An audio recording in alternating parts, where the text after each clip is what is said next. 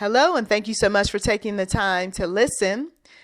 I titled this message, The Children of the Scorned. Some of you remember that movie back in the day, The Children of the Corn.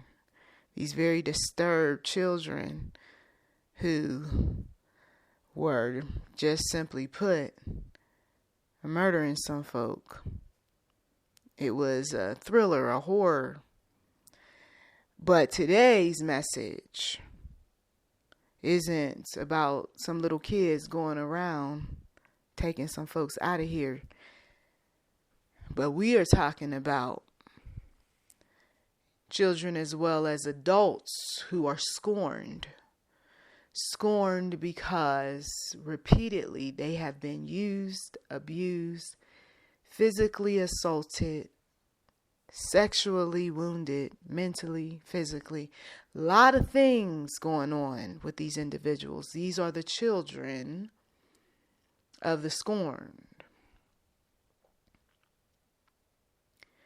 And how did they get that way? Because those that came before them, the parents, whether biological or not, scorned. And so when these elders are upset by anything, triggered by any number of events, they produce children who are scorned. And if they didn't get the help, then all of their dysfunction is placed upon the children.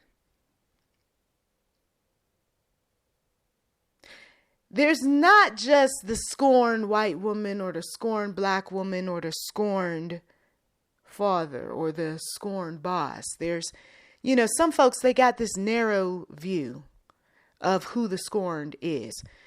Being scorned can be anyone from any background, from any culture, whether you live in Italy or the Philippines or the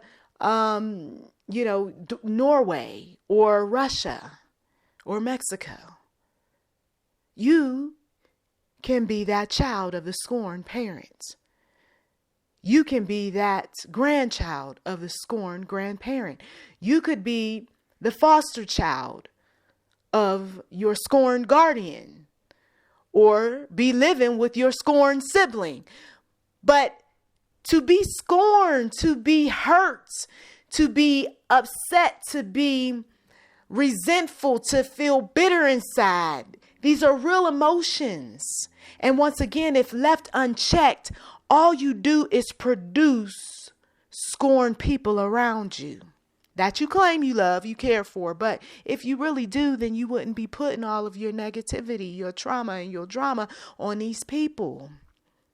Especially without giving them a compass in terms of, how do I get out of this thing now that you told me what happened in the Jim Crow South? What happened during the Holocaust? What happened during the Civil Rights Movement? I mean, can you navigate me out of this thing? Because I don't like feeling this way. I'm not the scorned one. You are. Because not everybody who's been raised or been around people like this end up being scorned. They fight. Especially when you walk with the one true God and you say, Lord, cleanse me. Get this thing off of me. I can't be treating people like that. I don't want to treat people like that. An individual said, yeah, one of my impressions of you when I, saw you around a person who's similar like yourself, a black woman, was that you were scorned. And so I sat there for a minute and I thought about that. And I said, well, if this is the vibe that she got from me, most likely it's because of the fact that recently, and in addition to past influences, there's been a lot of racism, a lot of prejudice. I mean, this was a white woman who said this. And I'm saying, yeah, it's kind of hard not to be scorned in some kind of way when somebody is giving you evil eyes because of the color of your skin. And I mean, it's crazy that we're living in this time where it's on the rise again. And there's those who are in leadership on a government level who have helped aid in this. And so, I'm not going to be all that sweet and all that nice if I don't know what your angle is. Especially if somebody has given you an impression by various things they've said and done that make you distrust them. She chose the word scorned. I chose the word for myself as cautious. And sometimes you can misunderstand or misread people because they're not so open with you. You see, oh, so she's not all that, talkative. She seems to be a bit standoffish. She seems to be more open with this person as opposed to me. Wonder why that is. Oh, I guess it must have something to do with the color of my skin. Maybe and maybe not. Sometimes we've got individuals who they've been around a lot of scorned people, but they've shielded themselves from being scorned by those that they may deem as untrustworthy. Because simply put, I don't know why all them other people are scorned. So I got to sit back and watch you to see if you had something to do with why those other people have been scorned. Come on. When you go to a family event, for instance, and you walk into a room and you notice that there's a certain group of folk that don't necessarily like that relative, and they all seem to be bitter and negative about that relative, it would make sense to ask the question, what did that relative say or do to cause those people to act that way?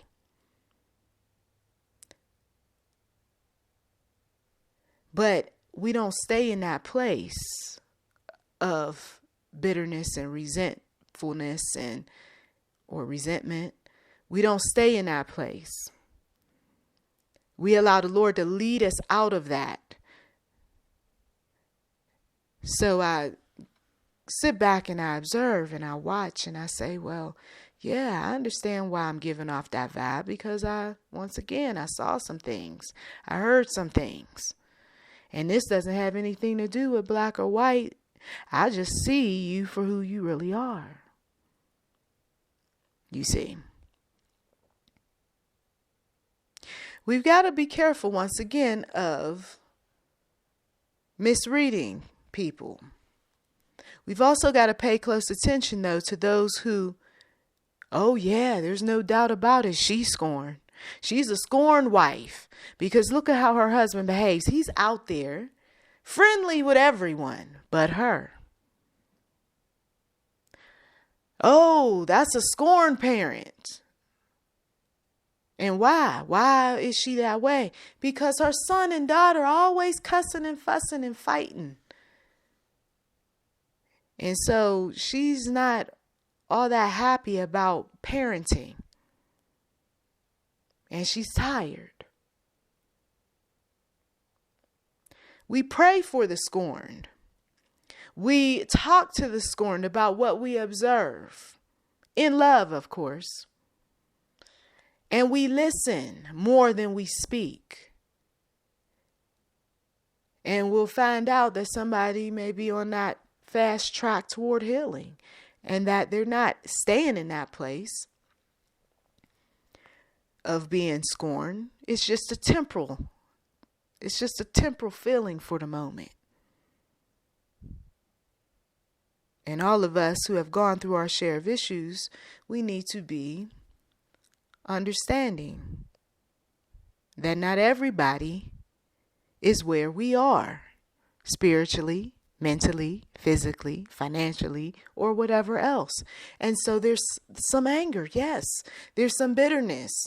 There's some upset. There's an experience or experiences that have left them feeling like they can't trust people.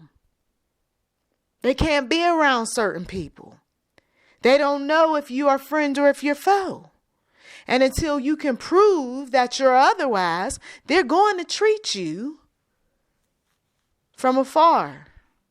Or as my grandmother said, sometimes I mess this little phrase up, but her exact words are, sometimes you got to feed them out of a long-handled spoon.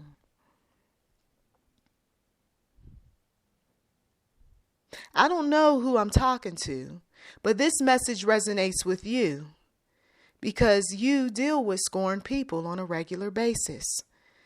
And sometimes you don't know what to say. All you can do is just shake your head. What you can do is validate them on their experience. That's 101.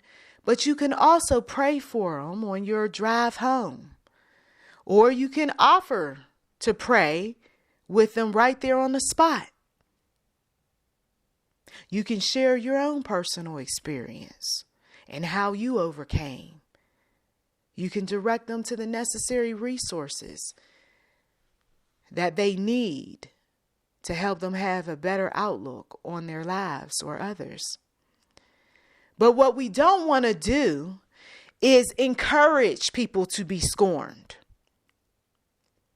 Oh, yeah, it's okay to be bitter. It's okay to hold grudges. It's okay. Because, girl, let me tell you, all these men ain't nothing but. Oh, yeah, let me tell you, all these women, no, you can't trust them. They ain't no friend. Do you really want to communicate that? Do you really want people to see you in that light? That you're the one who likes to keep drama going. You like to keep people in a box, in a cage of their minds. Keep them upset, keep them negative, keep them scorned.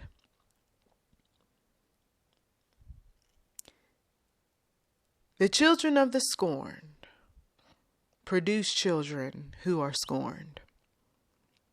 If they don't get the necessary help. Another generation of people mad. But you didn't even live during that time. I don't know, but my mom told me. My daddy said. Well, your daddy was wrong. And your mama was wrong. How dare you say that? No. Because if you want to live a quality life and you don't want to deal with the mental struggles that they were going through that they'll never admit to, then you're going to change your mindset on how you feel about this particular ethnicity, about this particular social class, about this particular culture or that religion. He's mad because he knows that he should have been going to the church a long time ago. And she's upset because she should have followed what her mama told her about walking with Jesus rather than following after a man. And so when you got scorned folk who are disappointed because their gods, lowercase g, their gods failed them in some way, their habits are no longer comforting or soothing, they take all of their negative emotions out on other people. They recruit other people. Misery loves company. Scorned, angry, bitter, upset, resentful. And you can hear how they operate. They talk real kind, or they'll make a bunch of jokes about this person and that one. They always got some excuses as to why they can't go here or do this or do that. Scorned people like to stay home. They don't really like to be out and about. Scorned people like to recruit others. Once again, misery loves company. The children of the scorned mimic their influencers' behaviors. The children of the scorned, in time, are angry, upset, just hateful toward those who are their scorned influencers. Oh yeah, that love fest ends. We used to chit chat and talk about this thing and that thing. But we stopped with our scorned influencers. Nah, she's really not the nice person that you think. No, he really does not care for people.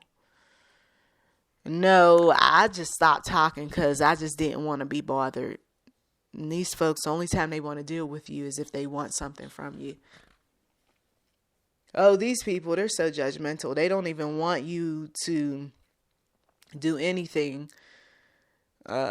except be like them, act like them. You see, when people start putting two and two together about those who are scorned, they begin to distance themselves. They don't want anything to do with them. And this is a good way of checking yourself. Why doesn't she want to be around me? Why doesn't he want to talk to me? Because they got tired of the years and years and years of listening to the ridicule, the cursing, the disrespect, the disregard, the attitude, while the scorn accused the children of the scorn of having all of these issues. And meanwhile, they were carrying them all along, and some of them still do. So the believer prays for, once again, the scorn. And those that need resources, the believer will offer those resources. The believer will not encourage the negativity. That's why the scorn will feel like they're all alone in their opinion. Why isn't she going along with what I'm saying? Because they don't agree with it, because it's hurtful, because it goes against scripture, any number of reasons. So you're not going to get the kind of company that you want when you're miserable.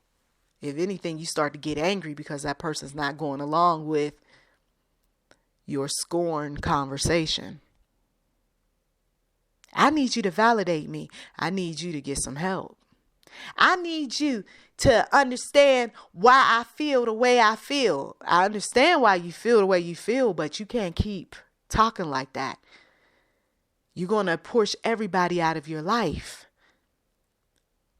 And some of them have been told, and yet they continue to act this way. And so they continue to be alone in their head, in their physical space. They continue to have these fallouts with folks.